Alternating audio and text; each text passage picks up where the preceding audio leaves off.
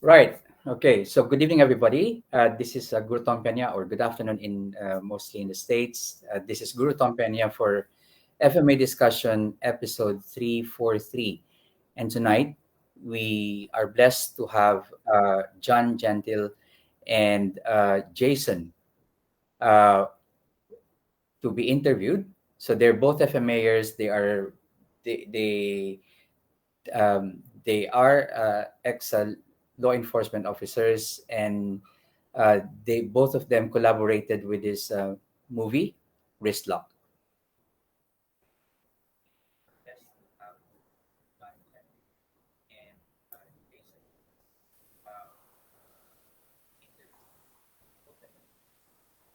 Right. Good evening, everybody, or good afternoon in your part of the part of the world. Yeah. Hi, Tom. How are you doing, guys? Good. How are you? I'm good. I'm good. I'm looking forward to this interview. Okay, because as I have told you before, they even in FMA discussion we do have quite a lot of members who are in the law enforcement, who are in security, who are also in the military or ex-military, ex law enforcement officers, um, and we do feel that there are some issues that has to be addressed. So it's not just about skill, but also like the mental health of the officers during service, after service, what happens after. And it's actually good that we do have guys like you that we can interview to be able to shed light on some of these issues and be able to discuss it with us.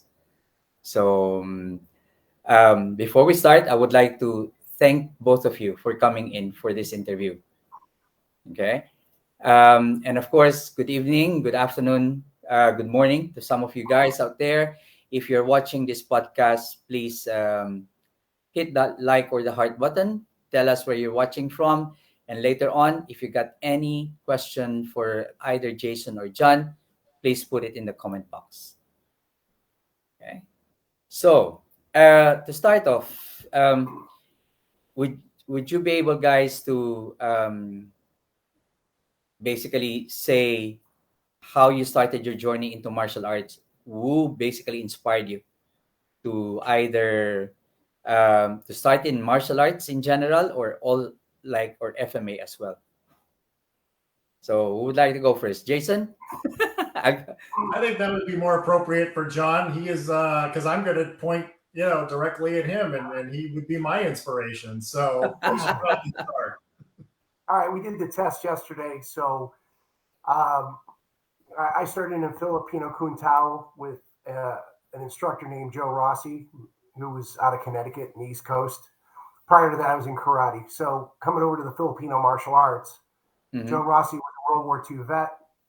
Self-defense was his game, and it was all part of his persona. So I met him. He was about 60 years old. So, it's not like he was a Don, Don Wilson, where he could kick like Don Wilson and everything else. But, Yeah. at the time, he had so much knowledge on situational self-defense. And that was really the cornerstone of his school. So in Kung Tao, of course, Filipino Kung Tao is, you can look at that. It's a very like subset of some arts kind of, but it's very similar to Silat in some ways and very similar to Kung Tao. Well, it's Kung Tao, but it's very similar to Kali in some ways. So you see a lot of intermingling in that art per se. So for people who don't know, but it was a great self-defense art. The way he taught it was fantastic. I ended up crazy enough to move out to Las Vegas to get a job, after college, and went to Western in Connecticut, which Dean went there. So I'm surprised we didn't cross paths. But Small world. It is a very small world. But went to college out there. As soon as I was done, I couldn't get a job at the time. I still wanted to operate in that police realm, so I wanted that job. Ended up coming out to Vegas on vacation. I ended up seeing it going, wow, this is, Vegas is cool, right? I mean, 24/7 town. There's no cat and tree calls out here. I mean, you want to do police work, this is a good place to come down. And you want to test your skill? Come to Vegas, right? But I end up in Vegas. I'm going to try to shrink this down a little bit, but I opened up a club. I met Jason in the early 90s. You know, when you're a young officer, where are you going? Graveyard. That is what it is.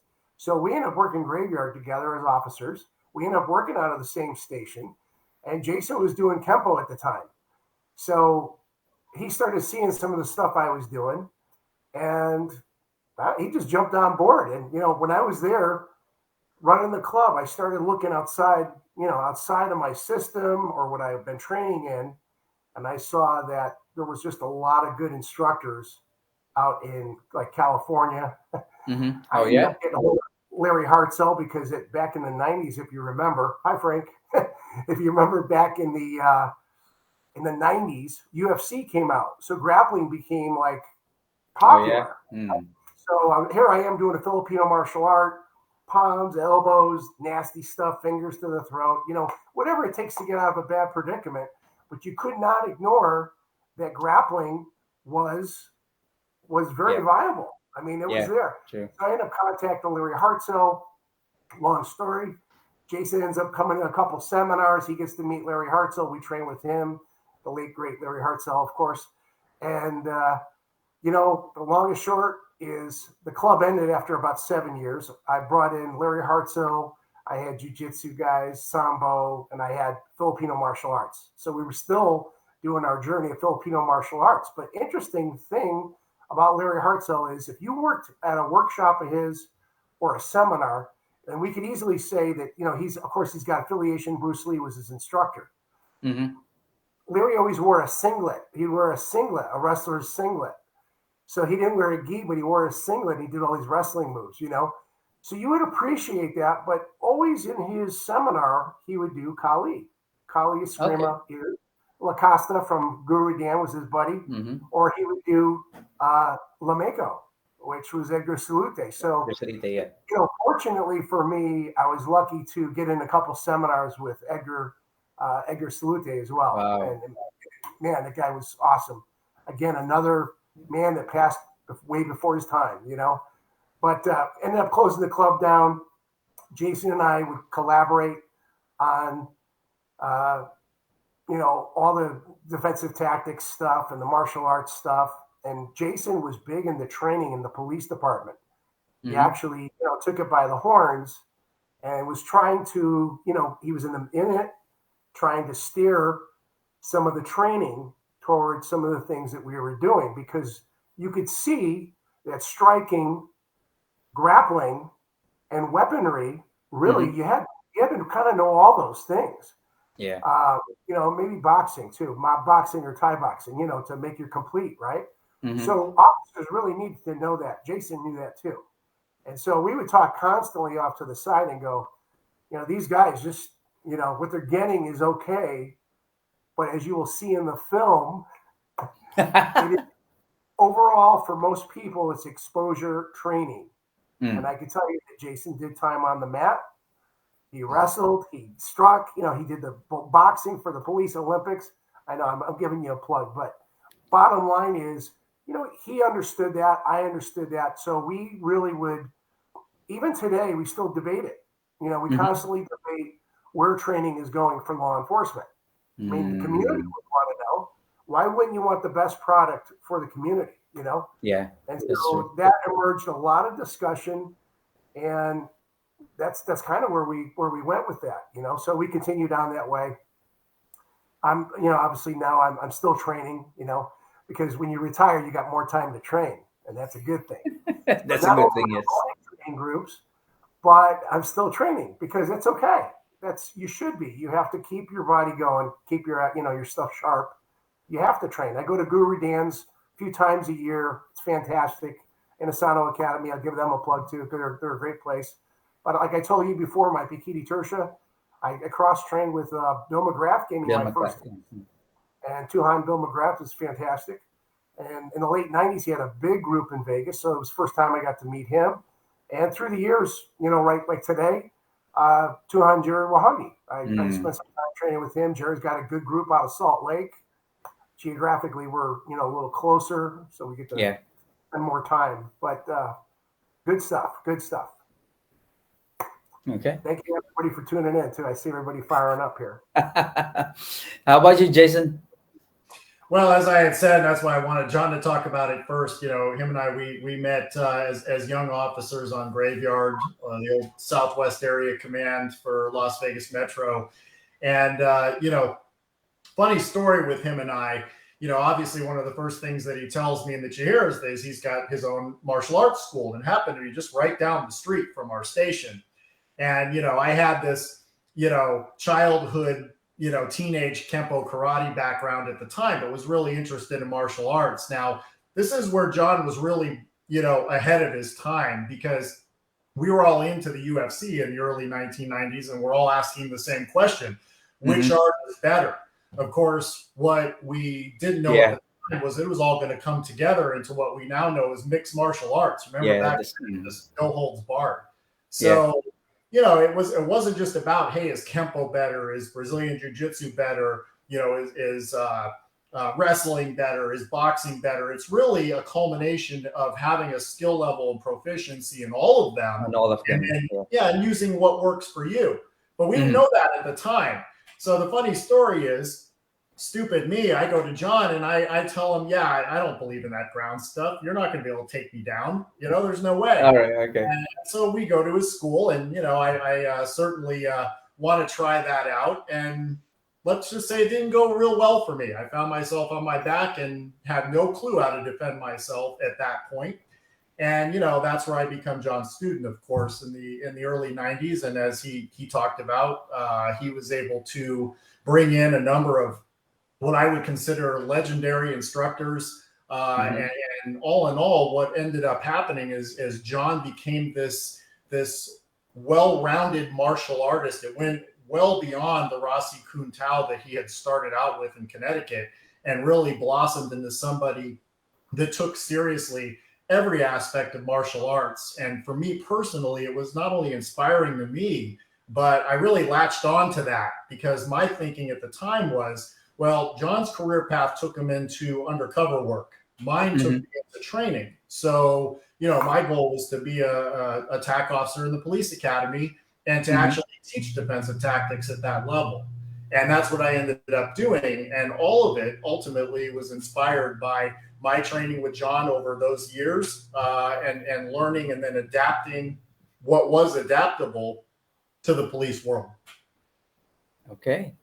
So when you were training the police back then, did you sort of made a system or made it hybrid, or did you teach the components separately?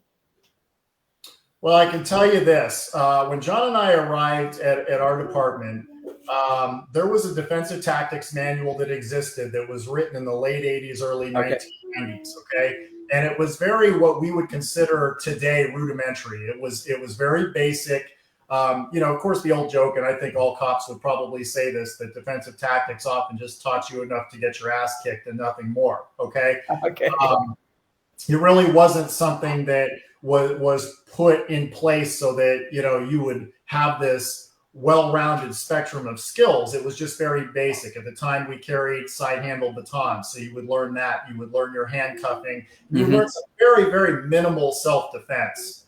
So all of that was mostly karate-based, because the person who wrote that manual happens to be, even today, a very high-level black belt in the Chuck Norris karate system.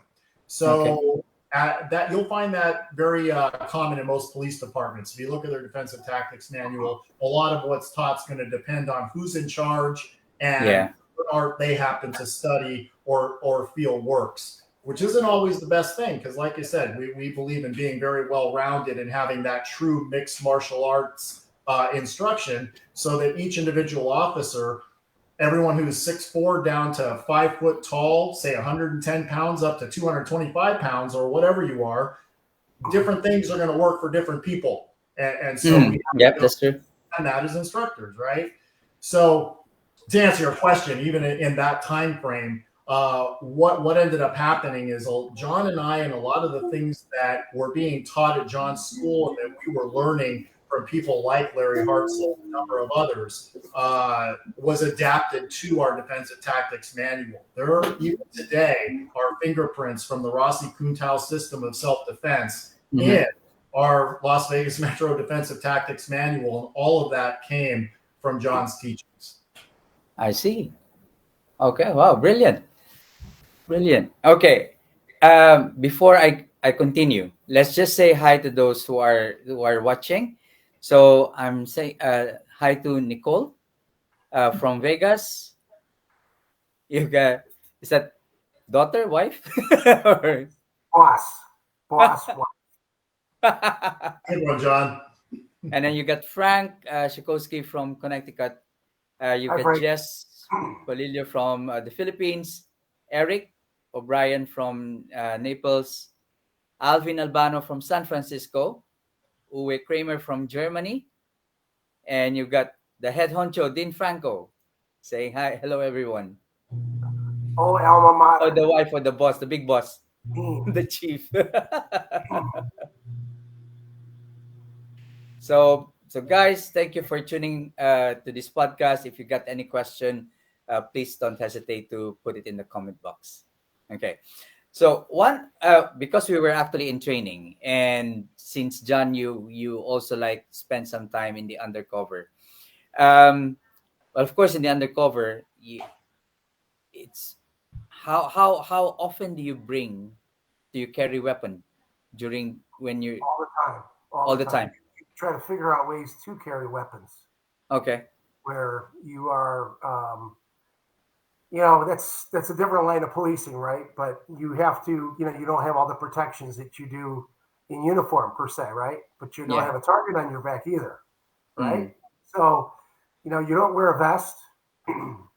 You're normal, but you have to have certain things on you that could help you if you got in distress. And usually, before anybody helps you, it's you self help. Yeah. You can rely really on people being there to help you True. right away.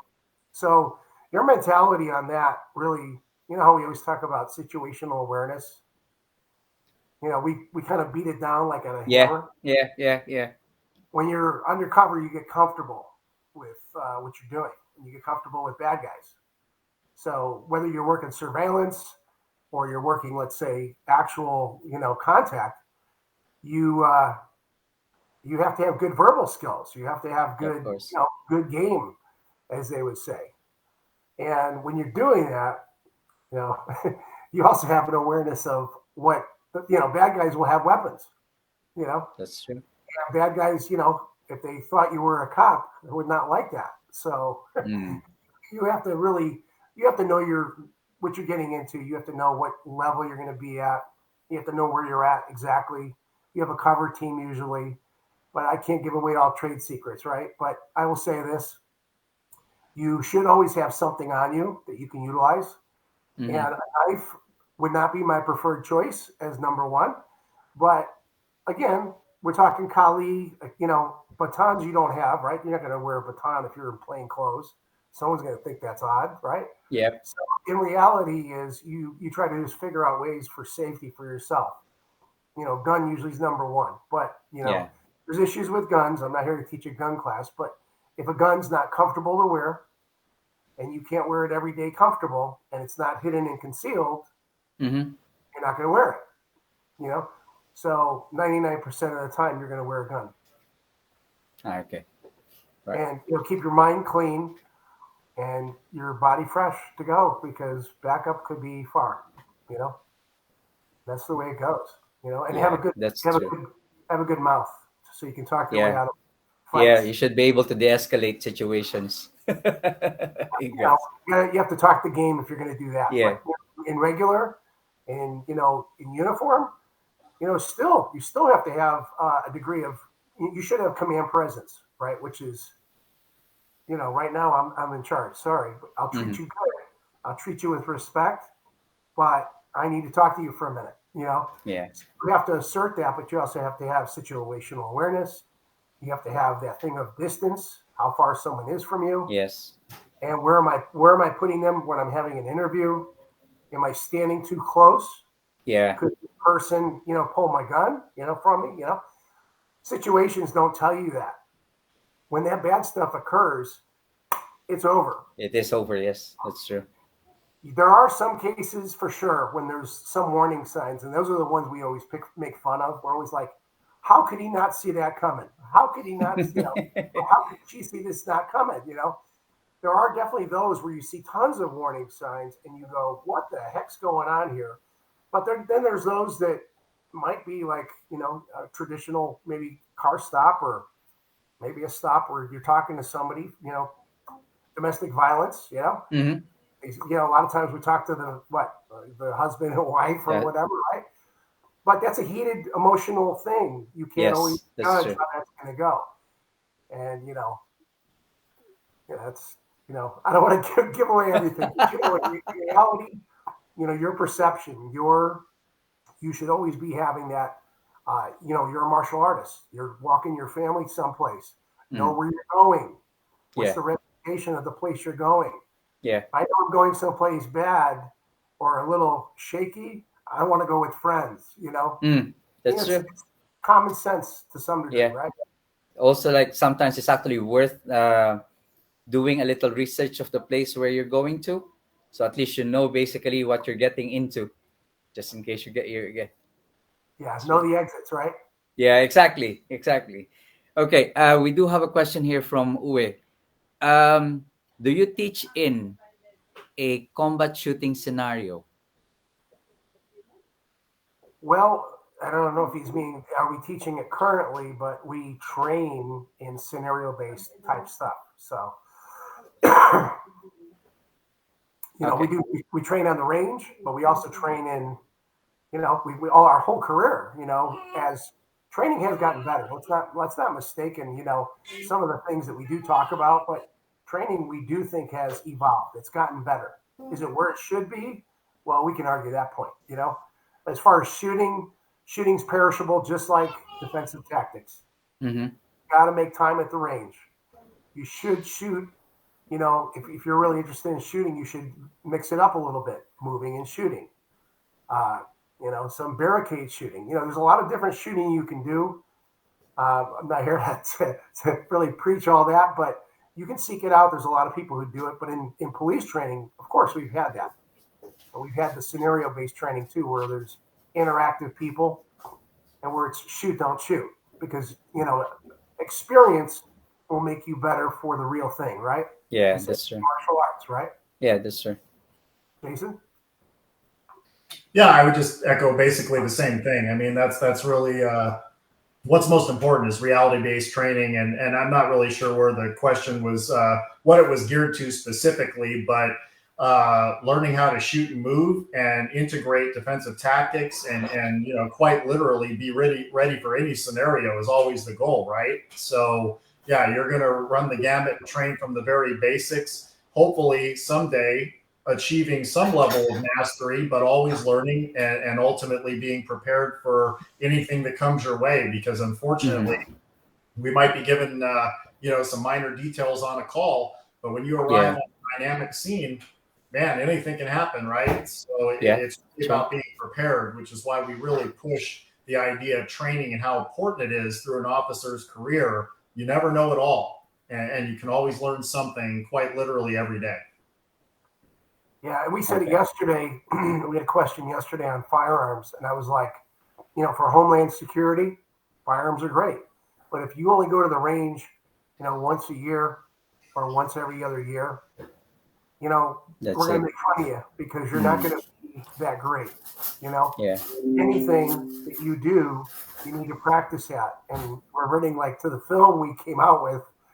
But one of the themes really is with practice and regular training, higher percentage of things will go down better for you, and you'll make Mm. better decisions. Yes. Yeah. The more you expose yourself to problem solving, it makes it easier for you later on. Yeah. Okay. I've got a question. I This has been like a question that has been thrown most of the time in some of the discussions to the posts that we have in FMA discussion. Like for example, the police training between the weapons training and the unarmed training. How much percentage do you allocate for for them? What do you mean by arms training? As in firearms training? Yeah, firearms training and unarmed training. So like for example, yeah, you do like boxing, you do wrestling, you do so yeah, how the percentage, how I often do you do them? I can only speak from experience. When I was both a training counseling officer for our department's academy staff, as well as eventually the sergeant of the academy staff a few years later, our defensive tactics training over a 6 month period was 80 hours of All the right. under type training you're speaking of. That's where it teaches them an expandable straight baton, taser certification, pepper spray, and then any kind of unarmed tactics and handcuffing. And then the firearms would start from a foundational level. They would get an entire week, so 40 hours of this is how you shoot from the very basic level. And then an additional 3 days of tactical days where they would have another 30 hours where it was more reality based training. Okay.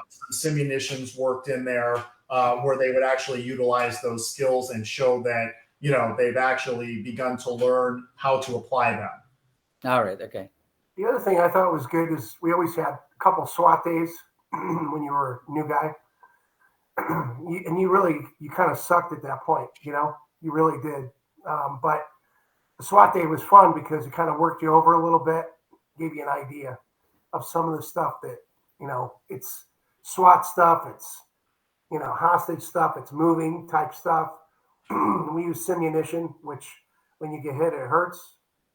Mm-hmm. So, those were good times. Actually, not really, but they were good exposure to Yeah. things that you could do later in your career or things you could pick up later because, as you know, training never stops. That's true.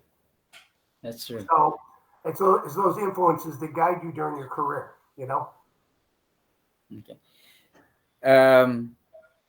Okay. Uwe said, "I don't mean real combat shooting, self-defense, hand-to-hand, close-quarter defense in a like combat scenario like combat shooting." Yeah, I mean, we did plenty of training like that. I can give you a lot of different examples. One of which we did at the academy level was called the Will to Survive, which was Mm-hmm. a scenario where we would bring a recruit into a room where it was dark, but there was like strobe lights and disco balls, and Yeah. simulate like it was a bar fight. They would be wearing protective gear, headgear, rib protection, gloves. Lay them on their back, and then I put a guy like John, as a matter of fact, somebody who I knew wouldn't,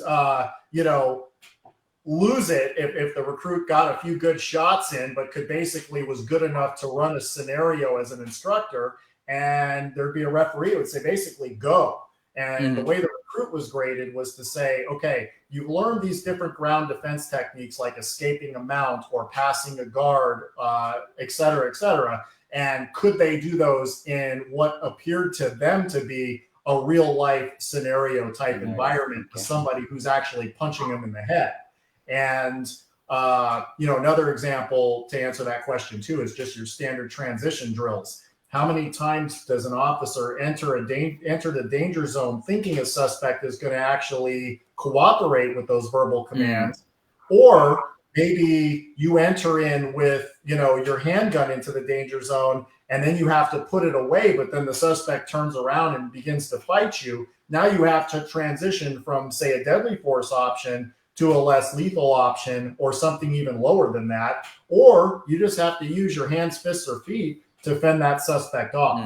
So, yeah, to answer that question, there are a number of different scenarios we would do at every level, starting at the foundational level in the academy, but then all the way through a police officer's career through recertification training in defensive tactics, advanced officer skills training, reality-based training. At the department we worked for, that was commonplace, and we were really lucky for that because, as we have found out from traveling the country and talking with other departments, particularly the smaller ones, they don't get that kind of training. They're expected to just do the job based on what they might have learned 5, 10, or 15 years ago at the police academy level. That is true. Yeah, I think I like that you brought Jason, that you brought out the fact that when you train, you always have to basically train to be able to negotiate through situations.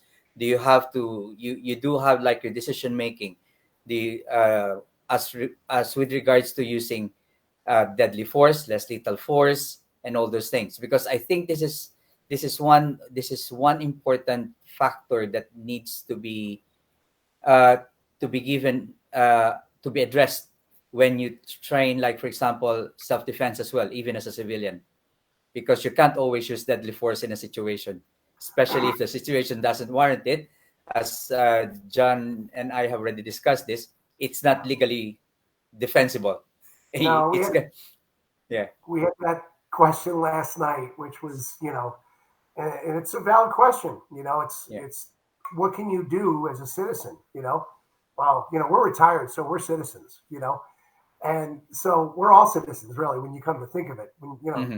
you're working, but when you're home, you're home, and Yes. you have to know. You should know the laws of your county, your country, your state, your city.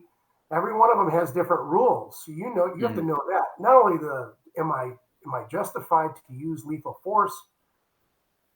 Was it the right thing to do morally? And am I saving somebody or myself or others by Hmm. taking action?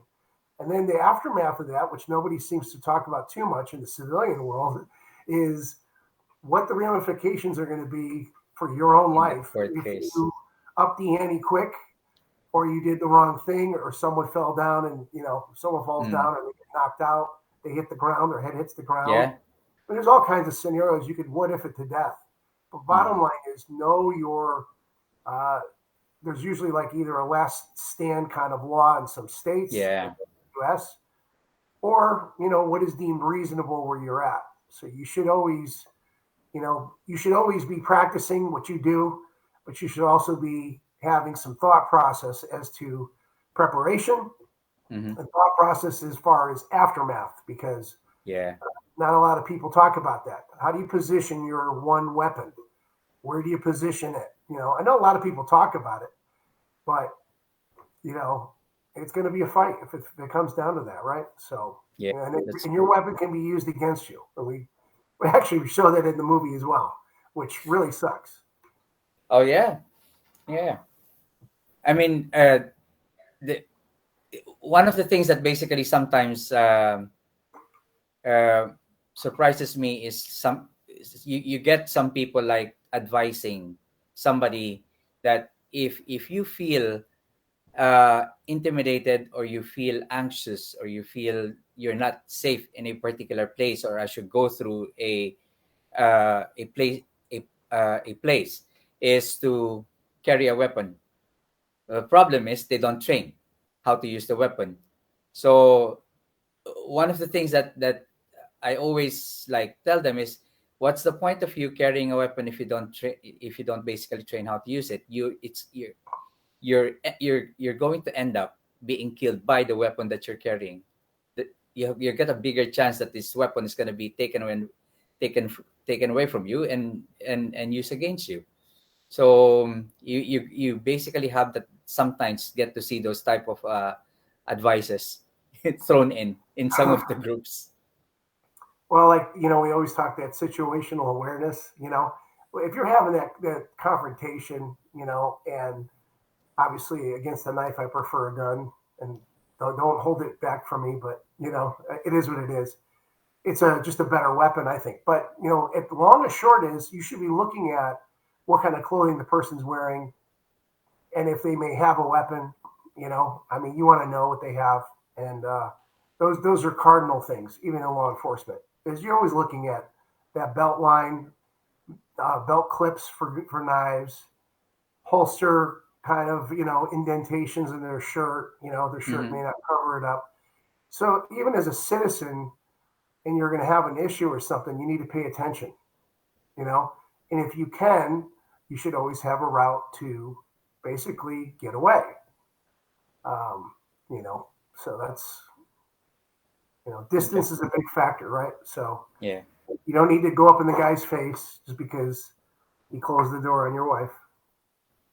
You know, you got All to right. figure it out. Um, how much when you're training like fellow police officers, or like Jason, when you're basically like uh, training, uh, how much did you rely on the 21 feet rule or 21-foot rule?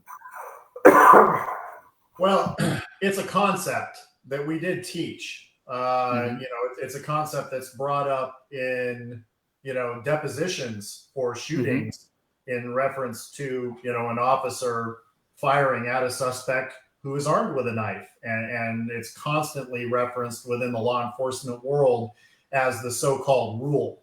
Um, I actually did a demonstration a number of years ago. I believe it was in the late 1990s. And in our department, we had a shooting that was, like you see a lot of times where a subject had a knife and he was charging the officer and the officer Mm-hmm. shot him. And so the news jumps on that. They want to know why. Why did he have to shoot him? Why couldn't he, couldn't the officer shoot him in the leg or shoot him in the arm or disarm him with some, tactic, because we're all superhuman and can kick Yeah. everyone's ass. Haven't you heard? So the news comes in, and at the time I'm working in training. I don't know if you remember this, John, but we took a red man knife, a rubber knife, and we attached a red marker to it, and then Mm-hmm.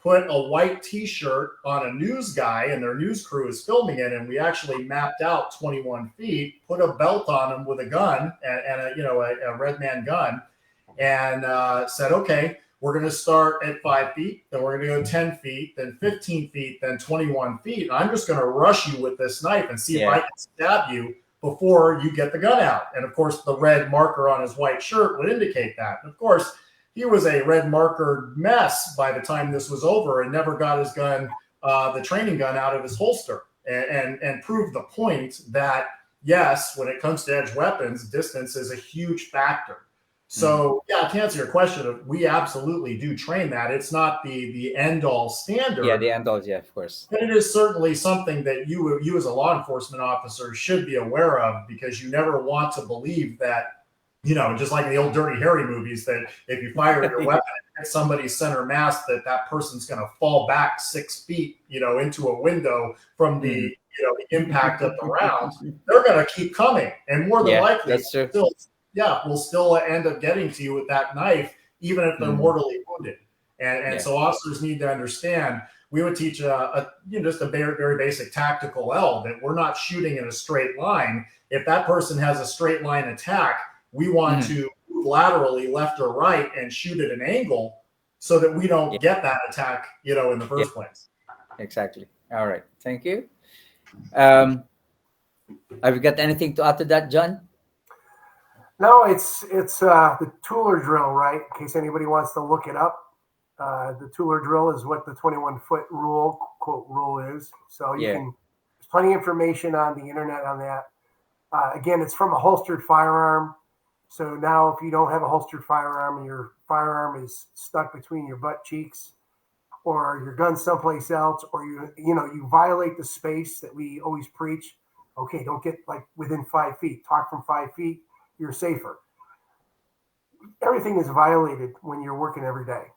Even in civilian life, think about it. Even in confrontation, you violate that rule. You got to know how to respond, because you don't Mm-hmm. know how it's going to go. So the Tueller rule, the 21-foot rule, from a holster firearm, it was something that we always kind of taught. But again, that's really under ideal circumstances, when you Yeah. think about it, Yeah. and with police work, or even civilians out there having an issue with somebody else, even if you know that the guy's bigger or he has more reach than you, a lot of times people will violate that, right? You get closer, maybe that person couldn't hear you, you get a little closer so you can make sure that they do hear you, and now you're in real tight, You're right? yeah, we did, yeah. Okay. Follow-up question from Uwe here. You are trained in weapons as a civilian, but uh, are you do or do you have the mindset to use it? I'm not really sure. Maybe that's a general question for everybody. I mean, it does take a lot to pull the trigger, right? And it takes a lot probably to have your knife out and use your knife to stick it in somebody as well. So that's something I think it's a moral decision on everybody, but it's also, Yeah. am I justified and should I do it? Do I have to Mm, end the threat? You yeah. have to end the threat, and it's a bad threat. I think you got your own answer there, right? You have to deduce it yourself. I mean, if I got a guy with a knife and he's running towards a casino loaded with people and demonstrated already that he's going to stab people, we're probably not going to let him go in the casino. Okay. So there you go. So let's. I don't know if there's any more question uh, regarding this. Okay. Has there been like police training? Um, has there been any chance or any time that there was like an increase for training in an armed or an armed for an armed self defense? Yes, yes. And it usually happens when a suspect gets killed by an officer that either improperly does something or there's a nuance that's nationwide, like the taser. Taser's an Mm-hmm. example, right? So like LVNR back when I hired on, which is lateral vascular neck restraint, you put it on a guy here. It's a compression, and it's a correct way that we do it in law enforcement, where we, you know, safely can render somebody in a certain scenario. Okay, it's a level of force. It's not like hi, how you doing? You don't do that, right? But it's kind of a level up. But we had people that had officers that had killed somebody a couple years before I got on and Jason got on probably. And we had to go through a big thing where they uncovered a technique that was being used nationwide. And it did have value, but they wanted to make sure that we were trained correctly. And because of the lawsuit, it really pushed it even that much further. Mm-hmm. So it was that's how we got to use what they call the LVNR. So your viewers there can Google that as well. It's called lateral vascular neck restraint. So it's not a figure four choke, but it's a lateral vascular neck restraint. So it's a different way to do it, but basically the results are similar in some ways, but can calm someone down. You could actually, put them in a kind of a control position. So from a lawsuit, you could see that, like in that case, we trained a lot more in this technique, which now my understanding is banned.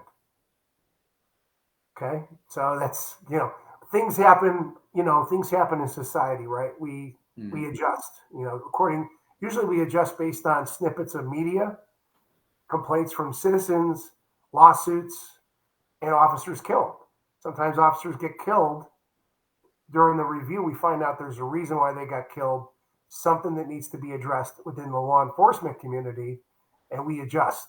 And that's kind of how it goes. Okay. Knife incidents are not uncommon. You know, they're not uncommon out there. It's just a question of the motive of the person with the knife. So, in my private business, I teach a class called Edged Weapons 101.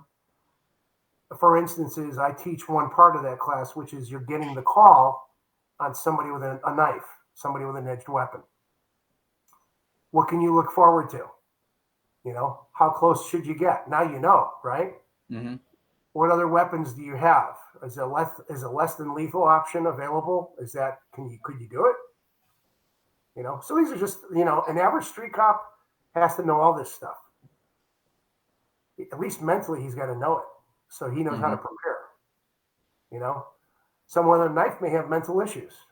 Yeah. They may not be homicidal; they just might be suicidal, Mm. and the cops will help him or her complete their mission.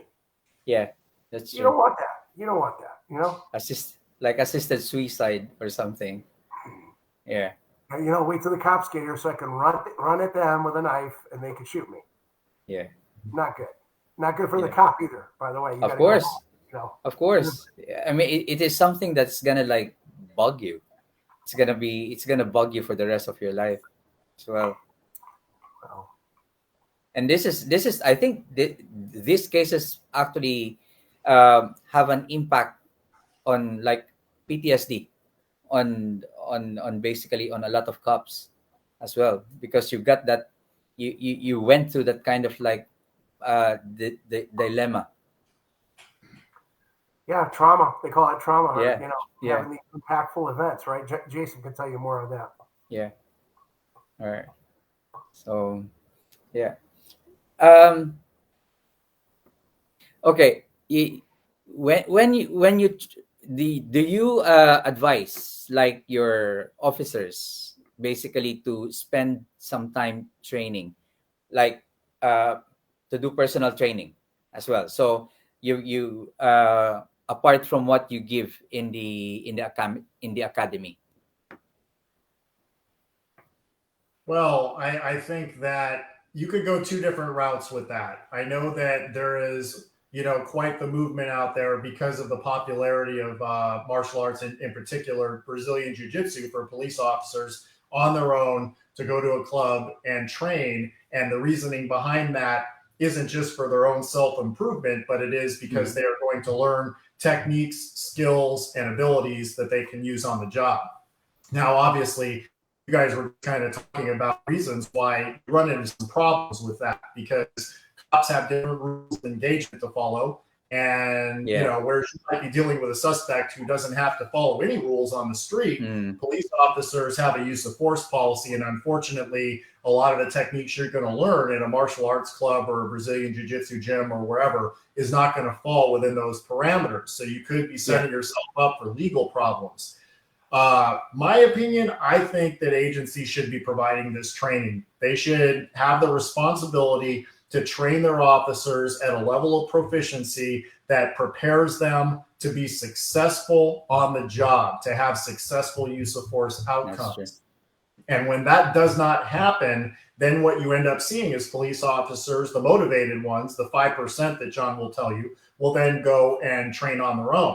Now, again, nothing wrong with training on your own, but you do have to understand what you can and cannot do. Yeah, that's true. When you're dealing with a suspect, and there are certain techniques, you have to know the difference, and that's kind of where you run into that problem. But yeah, I do think that, and I know we'll talk about this a little later, but I do think that police departments as a whole, there are over 18,000 of them in the United States, about 850,000. And the average department has less than 50 officers. They're simply just not set up with the infrastructure to have a training regimen for their cops beyond the police academy.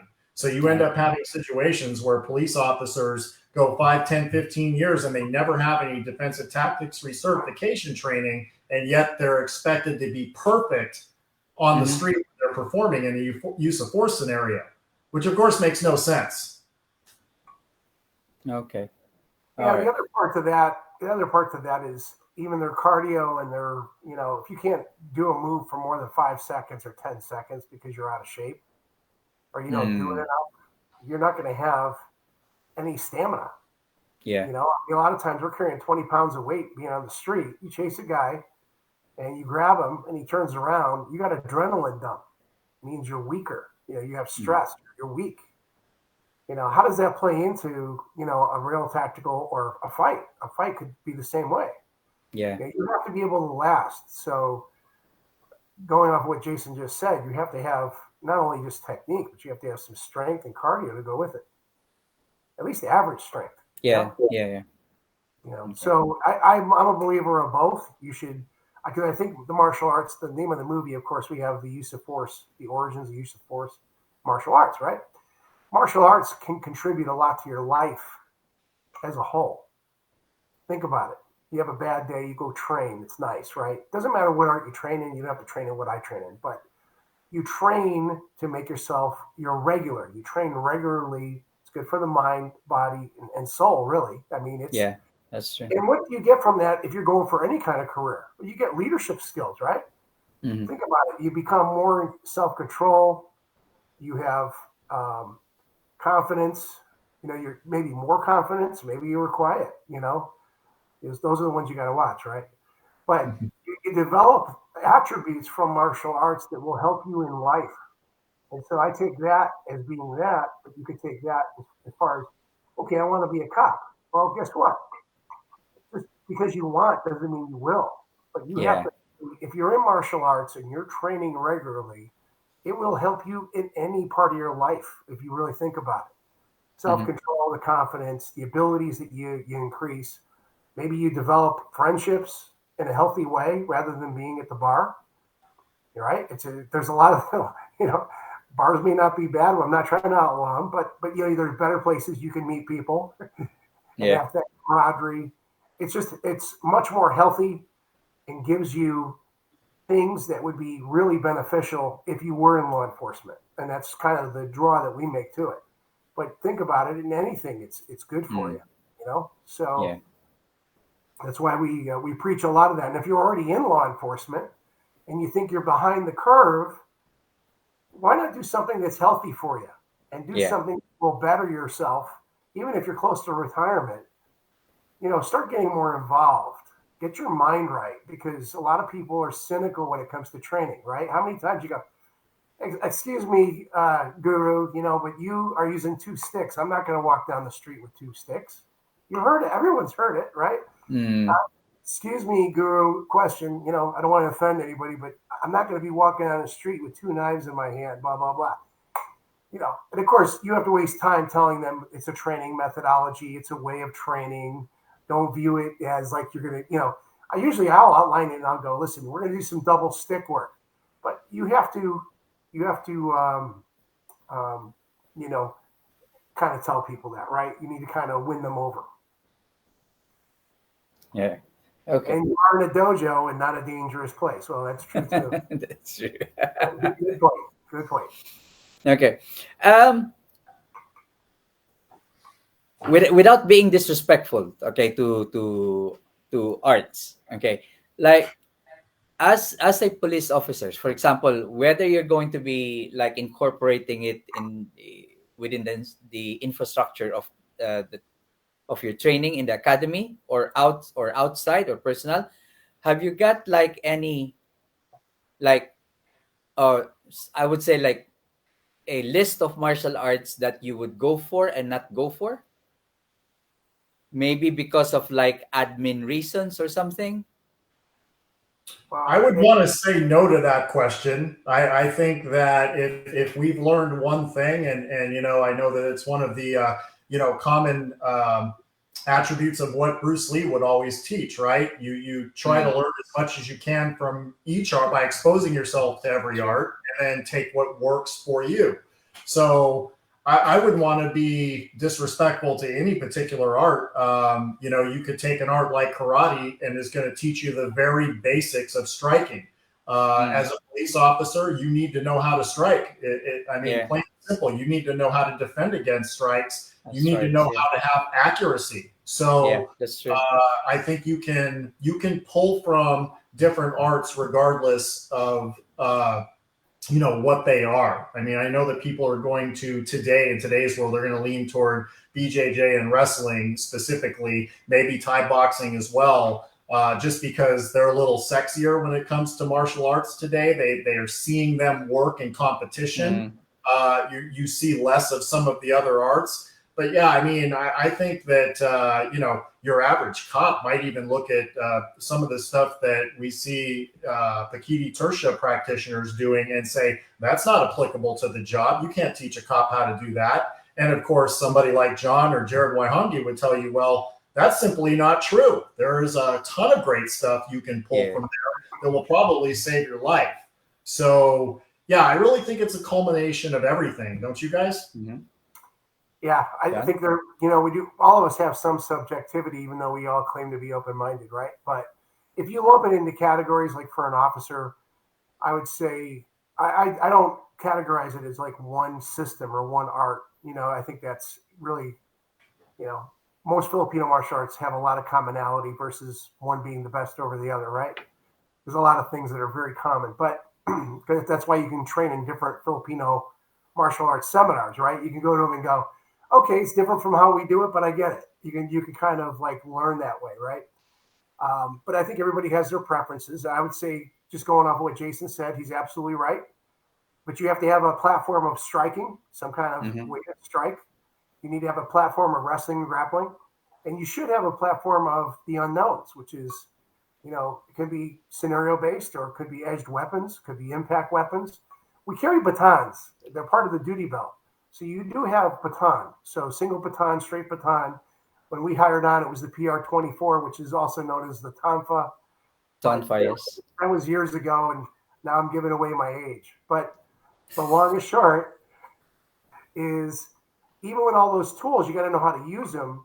But our biggest issue, I think, is not the fact that you have all these good tools, because all of us, some of us right here probably could argue and say, I do a lot with the baton. I spar with the baton. I'm great with the baton. We have the baton with you when you need it. I don't know. But as an officer, you'll have a baton. So there's a lot of stuff that is practical there. You could see it, right? So our issue with officers most of the time is that they don't get enough time, or they don't make enough time, or a combination of both, that they should be making. Okay. Regular training is important. So I'd say weaponry, grappling, wrestling, and striking. Whatever your platform is great, but you should be practicing some of those. Yeah. It's it's actually nice that you brought out those answers and replies from, because the reason why I asked that is this: it kind of actually shows the difference between the culture of law enforcement in the US and in the UK at one point, because I actually offered my services to the local police office here in the town where I live. The problem is, they actually look at FMA, studying FMA, sort of a liability for them when it comes to the admin reasons. So, and also if they manage to use it in the street or while in the job, it might actually go against them once they get scrutinized in court. So that's the reason why I asked if you have that kind of of thinking as well. But it's actually good to know that you're more open there. Well, John was alluding to a case a little earlier. It actually occurred in 1990. It was the Charles Bush case. And what had occurred was, this about a year before John and I's time on our department, and it brought the lateral vascular neck restraint that John was talking about earlier as a means of solution to what happened.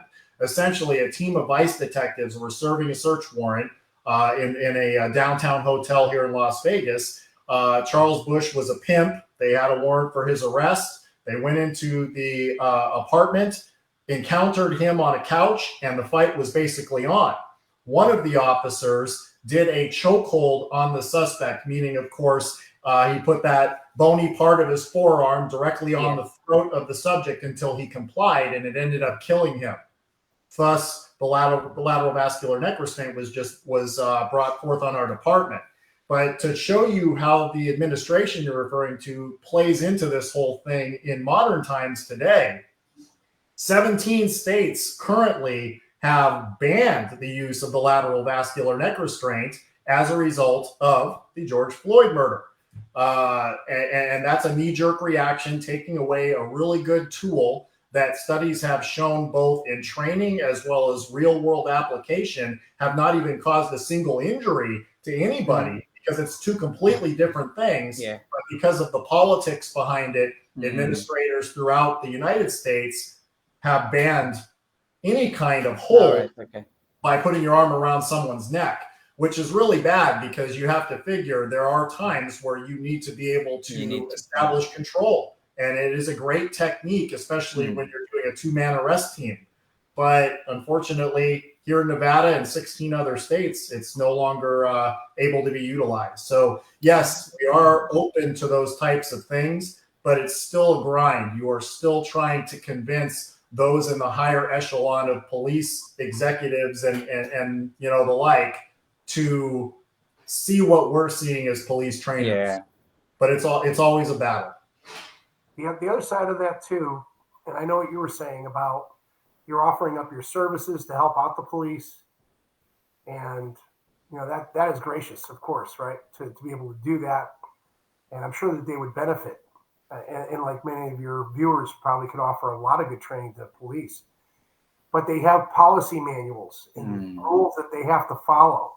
Yeah. And you know, you may look at the policy manual, you can look at the defensive tactics program and go, okay, a couple of these things are good. I would get rid of some of this. That's subjective, right? We all look at that stuff. But that manual is a guide. Officers have, you know, they're accountable to the public for sure, right? On how they do it. And the media, of course, isn't always fair, but media sensationalizes a lot of that stuff, right? Yeah, that's true. When it goes wrong. But a lot of times it goes right. There's just, you know, thank God we have video these days, right?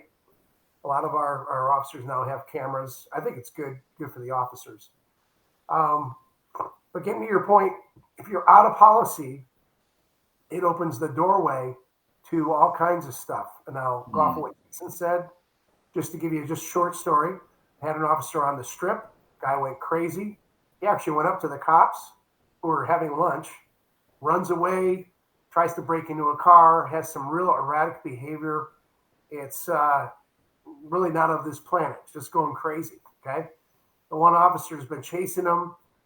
He ends up actually catching him he's a resistive suspect at that point.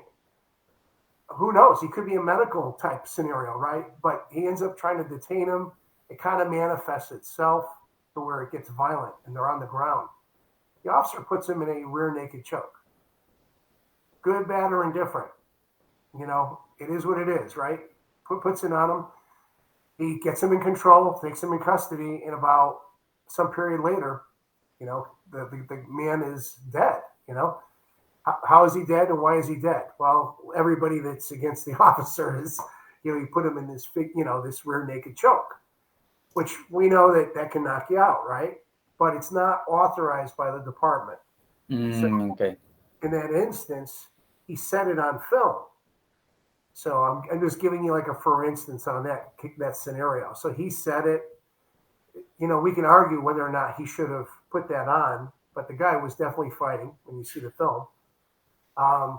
But he didn't use a department authorized technique. Okay. They tried to indict him.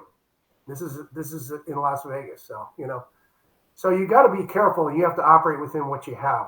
And you also have to use correct terminology. Mm-hmm. You know, so you have to know it. You have to know. You should know your defensive tactics and those laws very well when you're a policeman wherever you're at. Just like if you're a citizen, you should know what the laws are of your home. Yeah. If it's just trespassing and you shoot him, are you justified that he crossed your fence? Yeah. Versus, you know, entering your home, which is a little bit of a different story. A good analogy, you know. That's great answer. Great answer. Yeah. Okay. So I think it's we have basically like discussed quite a lot of like police officer training and your basically your journey to martial arts and FMA. Okay. Let's move on to the movie Wrist Lock. How did you guys end up collaborating for this movie? Well, you know, like we talked about earlier, you know, John and I have known each other since the very beginning of our careers in the early 1990s. And as he will attest, anybody who knows me knows that once retirement came around the corner, the idea was to start a production company and make movies. I was the movie guy, right? So a dream of ours was always to make a martial arts film. Now, we at the time, throughout our careers, had no idea what that would look like. But what it has turned out to be is our new film, Wrist Lock, the Martial Arts Influence on Police Use of Force, which is a feature documentary. And, Yeah, I mean, it's really a culmination of a lot of the things we've just spent the last hour talking about. Our experiences as police trainers and martial artists, and trying to instill some of the good habits that martial artists have into our police officers, and better preparing them through their proficiency, their physical fitness, and their mental health to have successful use of force outcomes. Okay. Yeah, How we got really good go? cast, by the way. The cast that we got, when we talk about what art is the best, well, the good part about watching the film, even though it's themed towards regular training and doing the right things, the film does showcase people from different backgrounds, different Hmm. systems, even coaches. We have Tony Blauer in there. We have Jared Wahangi doing it with, he's our Pakiti Tersha Kali guy. We have people from Thai boxing in there with good records, by the way. Like they're not slouches by any means, but they have one Thai. Most of them, either they were cops, because about 85% of the movie are people who were cops. That even Forrest Griffin, UFC, Yeah. light heavyweight champion, was a cop for 4 years. Little known fact.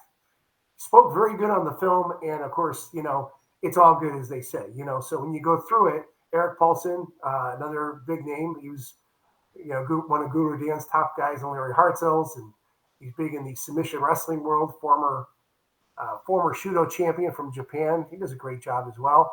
But we have a lot of other people too, and we have mental health people. We have a doctor that talks about heart disease, which, let's be honest, for anybody, including people who watch your podcast, heart disease is a killer Of of course, yes. many people. Yeah. Found out it's a little bit more accelerated with the law enforcement. It could be because of lack of sleep, divorce Mm, rate being mm, high. mm. It could be stress and Yep. trauma. Mm. But think about it this way: we do have that issue. We do have high blood pressure. They say at a young age, which a lot of cops are on blood pressure pills before they're 50. I don't know if that's the trend for everybody, but let's be honest: heart disease is a killer for a lot of people, and It is. Yep. obesity is a big issue, and all the other things that go with it, like diabetes. And Jason can Yeah. rattle Yeah. That's true. off a bunch of things, but the That's true. film does cover that, and gives you different perspective. And a lot of those things are not just for cops, for humanity as well. When you look at it, you got to ask yourself some of those questions. Okay. So I know the title is Lock, and you basically have but the whole movie revolves around police training. It does. I think that there's two main ideas behind this film. The first is every defensive tactics technique that is taught to law enforcement has been derived from the martial arts. If people Mm-hmm. don't understand or know that, that is exactly where every single technique comes from, regardless of what we're talking about.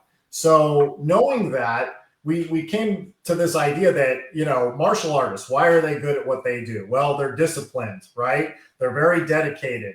They are in a constant mission throughout their lives. It is a lifestyle to master their respective art, and learn as much as they can.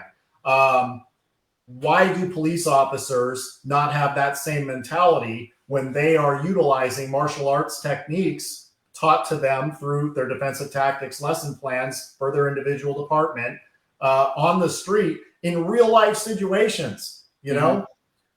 Most martial artists who don't compete are practicing in a very sterile environment.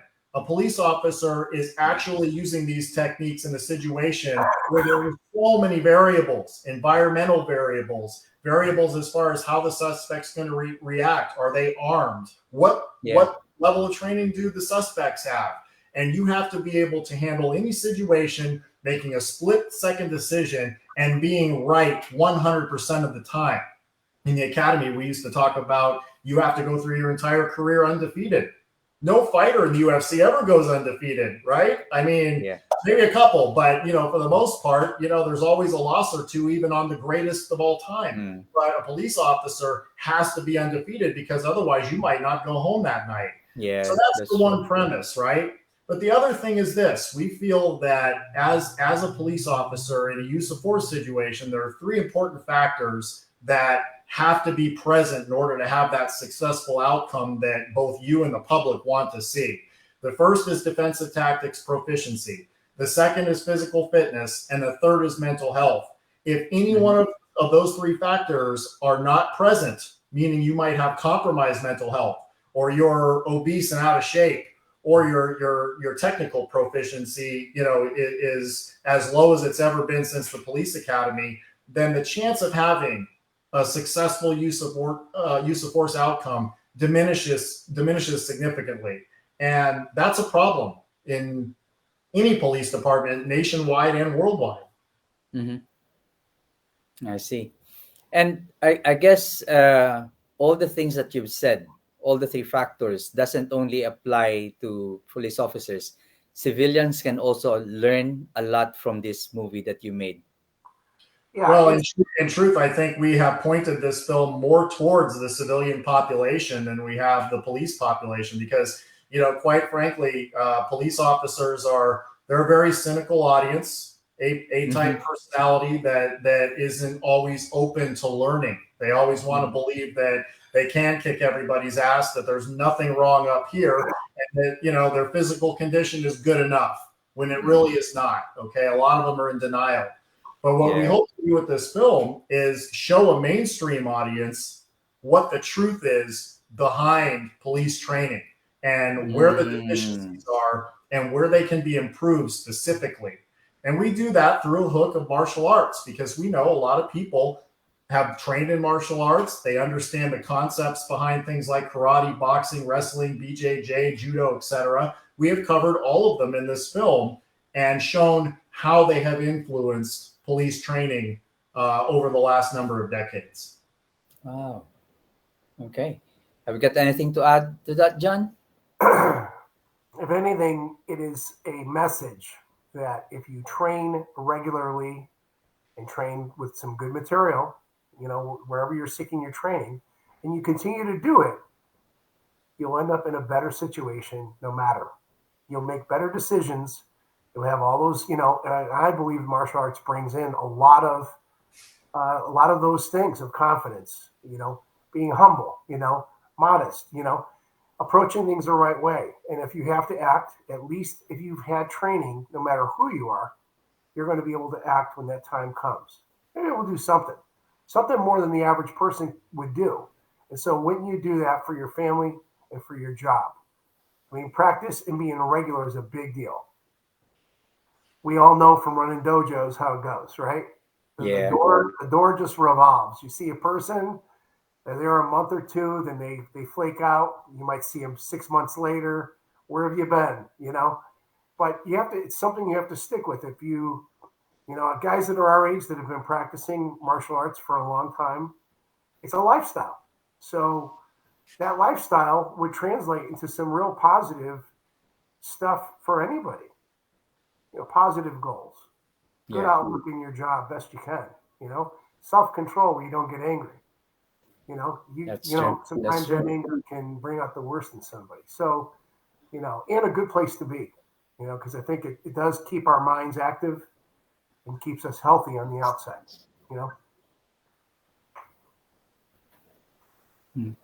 Okay.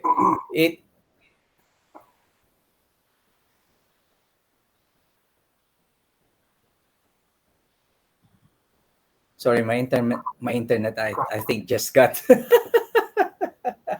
it's what it somehow the movie that you actually produced and the message that you want to put across is almost the same or very similar to what we were having here in the UK, but this is more as far as men is concerned. We're trying to address quite a lot of the mental health issues of men. Okay, so we do run courses on that, and basically make them become aware that there are certain things that it's okay to open up. Okay, it's okay to look after your health. it's okay basically to look after your mental health as well. Don't try to bottle them up too much until basically it's the end for you. So it's actually nice that you're doing it as well, especially for your fellow officers. Well, we kind of looked at it and we know that, like in every project, you got to make some money if you can because you put money out, right? But our second goal is it's a give back. We're trying Yeah. to, we're going to try to influence some people. And, if you take a look at it, it'll give some education to the public about what's Yeah. going on a little bit Mm. deeper and the hurdles, Yeah. the positive things. And we did not shelter any negative things. We do talk about them in the movie. I think we did a pretty good job being critical as to our profession with respect that we do support law enforcement. And, Mm. you can't, and we love martial arts. That's the major, Jason likes Quentin Tarantino too. So when you watch the movie, you'll see how it's Oh, so similar. we're gonna see the Quentin Tarantino effect on the movie. I wish. No, I think one of the things you just brought up that's so important is confidence. And there's a really great line that John says in the film a little bit toward the end, but it's also in the trailer where he says, I'm more or less likely to use force knowing I can use force effectively. And to me, that's always been huge Mm. because if you have confidence in your skill level, Yeah. you're going to perform significantly better in these scenarios where there's so much unknown, Yeah. Whereas I think, and you could tie this into the mental health issue too, if you're not confident in your skills or your mental health is compromised, I think that you could make a fair argument that in any given situation, you may either underreact or overreact. Overreact. Yeah. Yeah, and those overreactions, I think could be attributed to a lot of the police brutality cases that we have here in the United States. You've got cops that, just simply have experienced so much trauma during their careers over a long period of time. The stress, they've allowed themselves to get so out of shape. I mean, we know there's a correlation between working out regularly and depression, right? And this factors into what John was saying about why martial arts is so valuable. You have a bad day, but I'm going to go train tonight and I'm going to get some of that energy out, that negative energy, and replace it with something positive where I'm actually learning and doing something good for my body. So the confidence is huge, and that's a really big part of the film's message. Yeah. It's actually good that you're tackling the mental health issue side because, I mean, mental health, especially stress and anxiety, plays a huge role even in our physical health.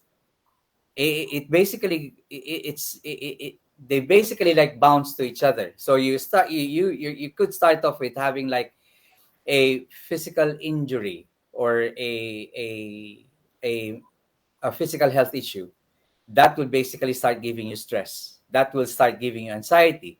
And this becomes from a short-term stress and anxiety situation into more of like a medical issue. And then, of course, once this becomes a medical issue, your stress and anxiety, if this is long run, it also ends up like affecting your health. It affects your diet, it affects your decision making, and just like what you said, it could affect that critical moment when you have to decide how to react to a certain situation.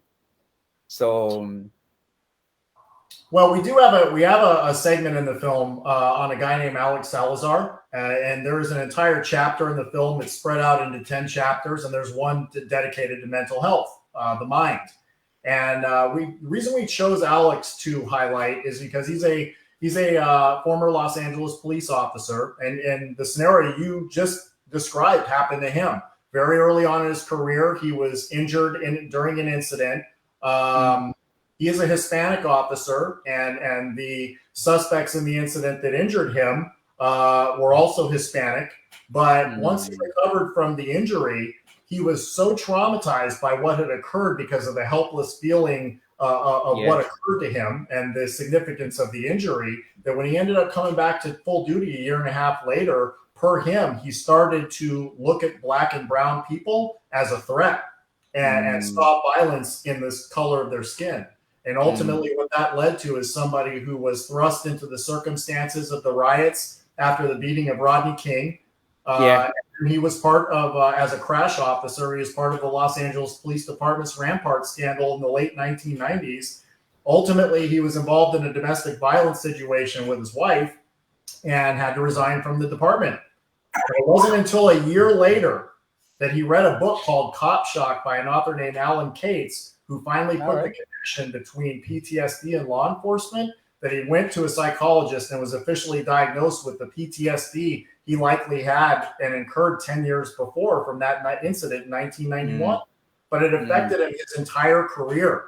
And it's very enlightening when you see this film and you see the segment on him where he says, "I became a racist."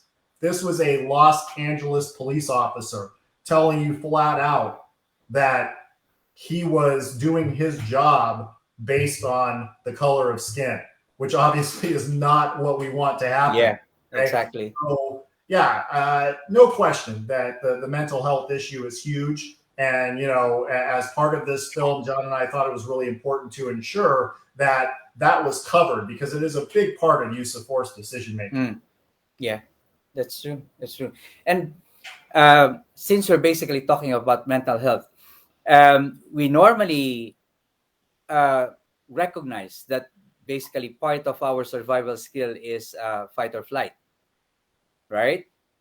But because of phobias, because of experiences we have, and it basically affects our emotion eventually, we can identify almost like a third type of response when we do get into a situation, and that is what we call as freeze. When you start like freezing out when you get into a situation because it makes you recall of something that happened to you. So you knew that you either have to fight or to flee a certain situation, but you have to go through a midpoint, which is basically you froze at that moment. So you had like almost like a disconnection between your response and your was this like your OODA loop. So you had like a barrier to be able to get through that. Yeah. So okay, you got a comment from over here. Sad, in our dojo, we have a police trainer for 100 policemen. He teach tonfa as a weapon they use. He is based on Wing Chun. He wasn't ever in the weapons based training. My wife and I teach in our school. We do not have law enforcement knowledge, but we teach weapons since 15 to 20 years. And in our dojo, Hima, Skrima, and Silat. And yes, we would support our law enforcement for nothing. It's good for you, yeah. Yeah, there's a lot of good free programs out there. I think law enforcement or people that are in law enforcement need to look around. There's constant deals, even in Vegas, you know, for whether it be Brazilian Jiu-Jitsu or Kali classes or Kung Fu classes. A lot of the different clubs will offer discounts. So, yeah, to anybody out there, I mean, you know, to get it for free is fantastic. But, you know, there are plenty of discounts. That still doesn't get them rolling in the door. Okay. Jason, I do understand that this is not the first movie that you've done as a filmmaker. You also have other films. Yeah, you know, as I had told you, I retired about 7 years ago, and you know, the goal was always to start a production company, and in this case, produce documentary films. And of course, given my previous profession as a police sergeant in Las Vegas, it made sense to make films about a lot of the issues in law enforcement that the mainstream media simply doesn't cover. We know that a lot of times, you know, depending on what flavor of news you watch, a lot of that information is going to be skewed, and they're going to paint the police in a negative light without presenting all the facts. And we all see that. So a lot of my films, and you know, Risk Lock is certainly no exception, is the effort to try to put that information out there, coming directly from the source. You know, and yeah, I've been lucky enough to produce a number of other films. Repeat Offender, which is a true crime film about a detective here in Las Vegas and one of his major cases. The Wounded Blue, which is about Lieutenant Randy Sutton's injured and disabled police officer national organization here in the United States. And it talks about the 6 stories that inspired him to create the organization to help officers with PTSD, suicide, and the financial implications they incur after being involved in a critical incident. And we did a follow-up docuseries to that film called Voices of the Blue, which further explored those issues. So no doubt that's going to be my focus moving forward, is to ensure that these truths are told. These are our stories. We were the cops. We're the ones who experienced them. And, no offense to any journalist out there, but sometimes the media just doesn't get it right. And I think we can all agree. That's true. Yeah, that's true. Yeah. Okay. As I've said earlier on, you all the films that you've made is actually in the link of your on your website. So what I'm going to do is basically try to get them individually and post it like for in our FMA discussions. So at least it will help you to get more subscribers, more more paying customers. Sure. And yeah, much respect to what you do, guys, especially for your fellow officers. It's actually nice to see like people like yourself who actually take their time to be able to shed light and to be able to show to the public what is it to be a police officer, and what do they have to go through to be able to do their job as a police officer, to be able to do their to accomplish their sworn um, pledge to the country and to the people that they serve. Well, we can change a couple attitudes. That would be good. Yeah, exactly. I think it's So, high time that we do get more documentaries like that. well, we definitely made a very unique one. So I hope everybody gets a chance to take a look at it. And I definitely would love to hear some of the thoughts on it if you guys do have a chance to take a look at it. So it is a motivator. If you're not training or not training enough, you watch it, you'll definitely see what I'm saying from watching it. So, there's a lot of good martial arts, Kali being one of them, but I might be subjective. But Just a bit. making it a lifestyle is an important thing, and it gets you through a lot of battles, whether in the street or in your mind, or it may just make you feel better at home. It's just a good way to keep things on par, right? So Okay. So I think this is going to be a good time for you to like promote any, like, for you, Jason, basically to promote the movies that you've done, and to tell everybody like where to find like your website and all those things, and if they want to contact you, how do they how can they get in touch with you? Sure. Well, starting with getting in touch with me is pretty easy. I'm on Twitter. My handle is at Jason Harney72, and I'm on LinkedIn. So you could just search for me and you'll find me pretty easily. Um, my company is called Lightning Digital Entertainment, and the website is lightningdigitalentertainment.com. You can find information about all of my films, including Wrist Lock. There's an official site for the film there, and all of the rest of them, and direct links on how you can rent and or purchase them if you'd like to see them. Okay. Any future projects?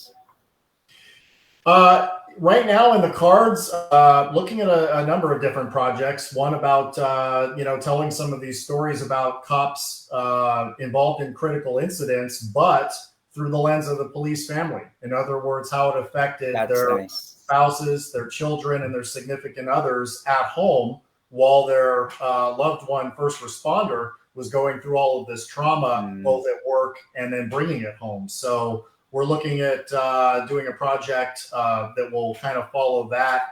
Hopefully, it'll be out by late 2023. So that's what's on the horizon right now. Wow. Okay. So how about you, John? Stay pretty busy in Vegas. Really was pleased to be part of the film project, thanks to Jason. And of course, we're promoting that as much as we can. But if anybody likes to train, which is always a good part of this project right here, you can find me at trainingsts.org. That's kind of a general page of my police business and martial arts business. You'll see some good photos of behind the scenes of wrist lock, pictures of us hanging out and training during the movie filming.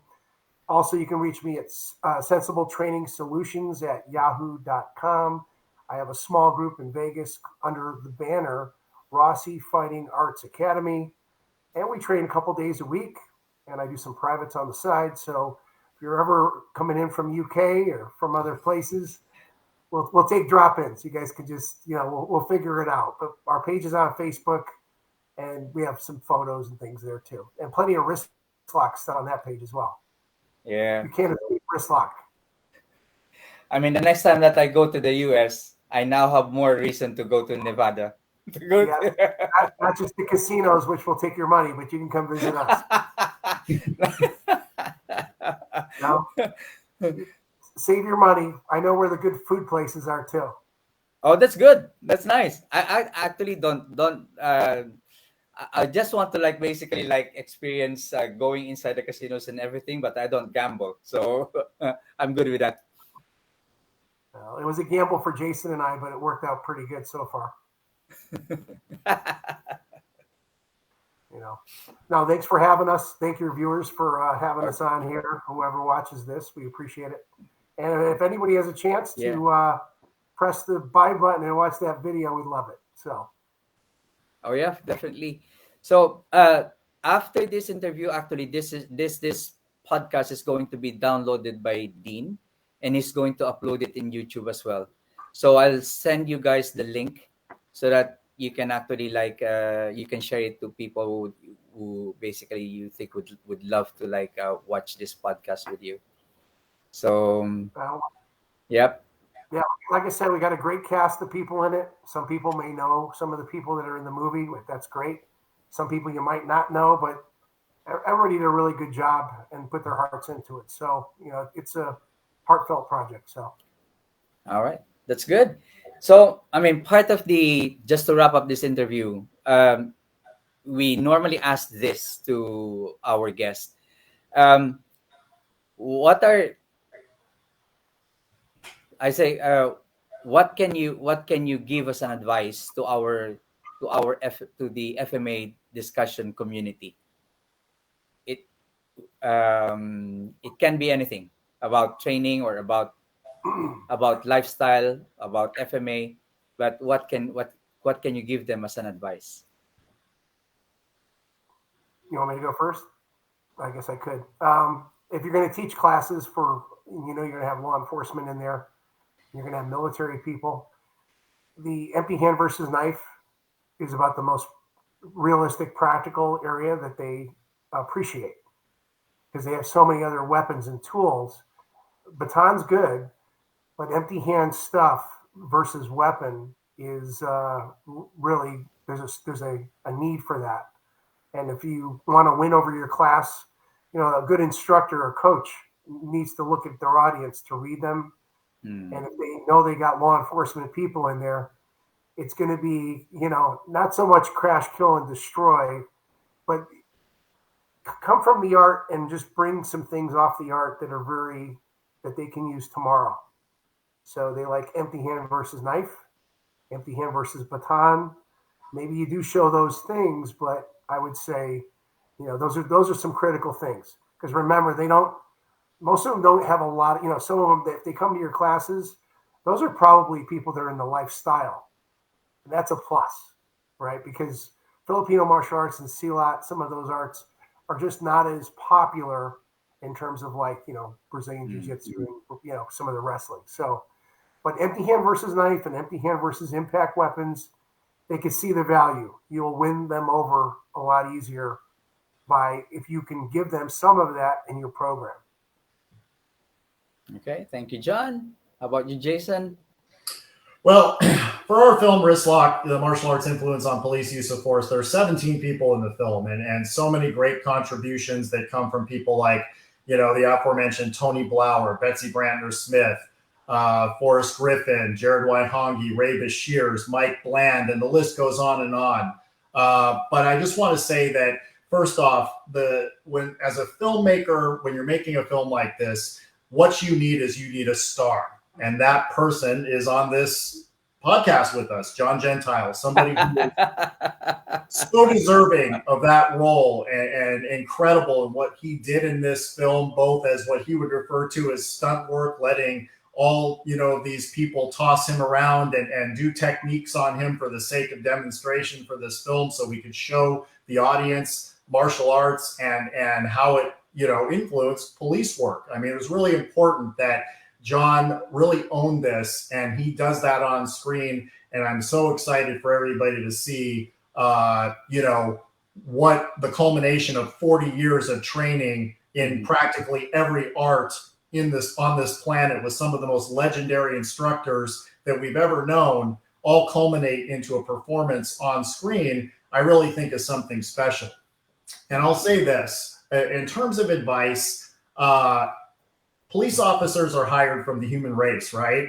We're not, robots or anything like that. So anything that you pull from this film in terms of message applies to everybody. And if I would say that there was one thing that was really important that would basically generally cover every person on this planet, regardless of who they're affiliated with or what they do for work, it's diet and exercise. Two huge things that will essentially shape your life. Watch what you eat and get out and move, regardless of whether it's doing martial arts, walking, training at the gym, and just be aware of that from your 20s all the way through your older age, because that is really going to have an effect on everything we've spoken about. That's true. Why is John and most of the people in this film, who are all retired, so they're all over 50, why are they still able to do martial arts at such a high level? Because it is a lifestyle. They have taken care of themselves, and that's been important. And too many people from different walks of life do not take that seriously enough. So that would be the piece of advice. And I hope people, when they see this film, whether you're in police work or not, that's what they take from it. How important it is to take care of yourself, because you'll reap the benefits and rewards later on if you do. Yeah, actually, that's very sensible. Yeah. Especially from those advices are actually sensible, especially if you take it from the lifestyle and health side of stuff. Okay, so thank you very much for all those advices.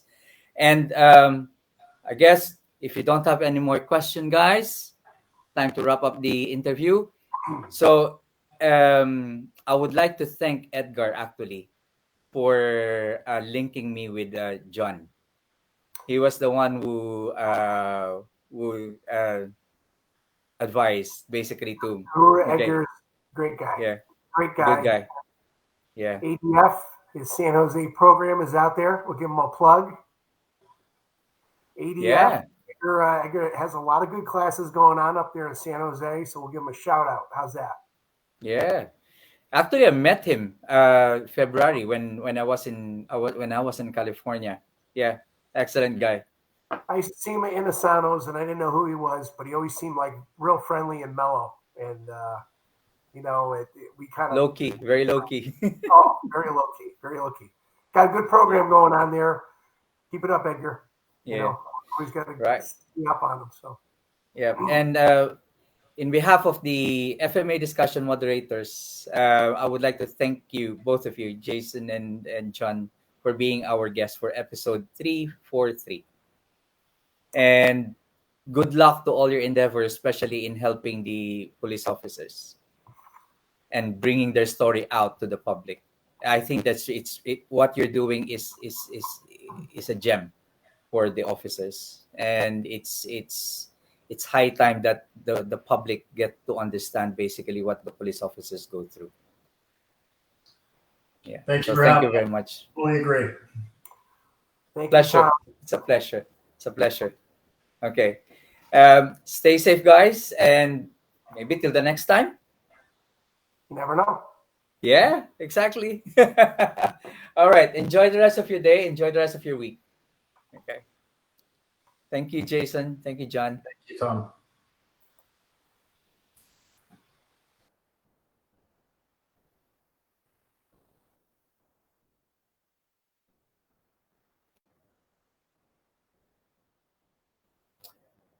Right. So there you go, guys. Episode 343 with Jason Gentile, with Jason Harnsey and John Gentile.